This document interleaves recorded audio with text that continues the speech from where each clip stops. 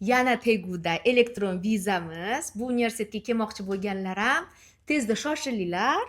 Albatta elektron viza Tegu immigratsiyasi oson beradigan immigratsiya hisoblanmaydi. Lekin agar siz KDB bankka o'sha tekshiruvga kiradi-ku, tekshiruvga kirish vaqtida uni $14,500 pulni qo'yib qo'yadigan bo'lsangiz va viza chiqquncha uni yechmaydigan bo'lsangiz, demak viza chiqishi mumkin.